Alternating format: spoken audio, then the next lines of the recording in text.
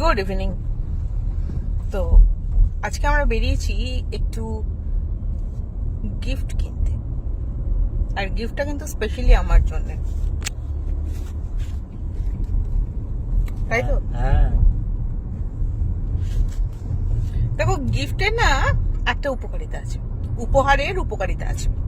উপহার মানে এই নয় যে কে কতটা ধনী সেটা দেখানো, না, কখনোই নয়। উপহারের উপকারিতা কি জানো?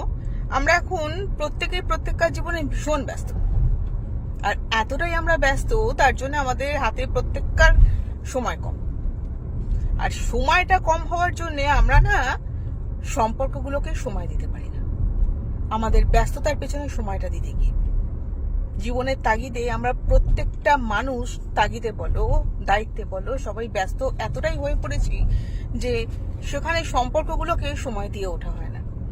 আর তার ফলে কি হয়? সম্পর্কে বিচ্ছেদ হয়, কিছু ক্ষেত্রে অভিমান হয়।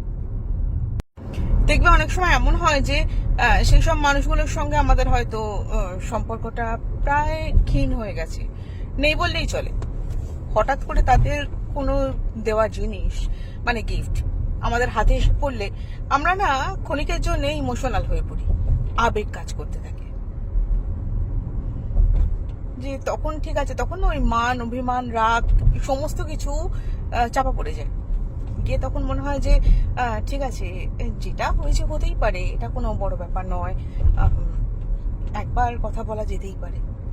তো আমার মনে হয় যে যারা খুব কাছের মানুষজন হয় বা ভীষণভাবে স্পেশাল বা প্রিয় মানুষ হয়, তাদের স্পেশাল ডে ছাড়া গিফট দেওয়া যেতেই পারে। গিফট মানে এটা নয় যে দায় সারা কোনো কাজ।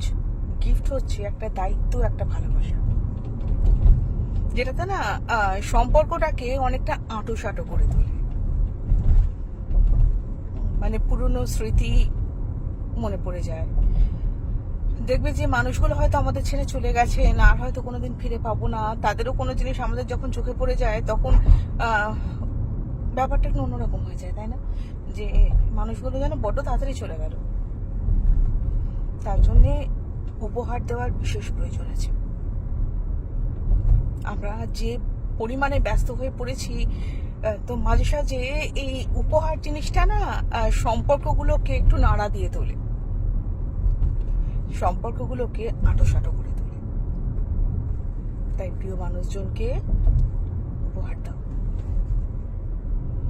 কারণ সম্পর্ক সুন্দর হবে।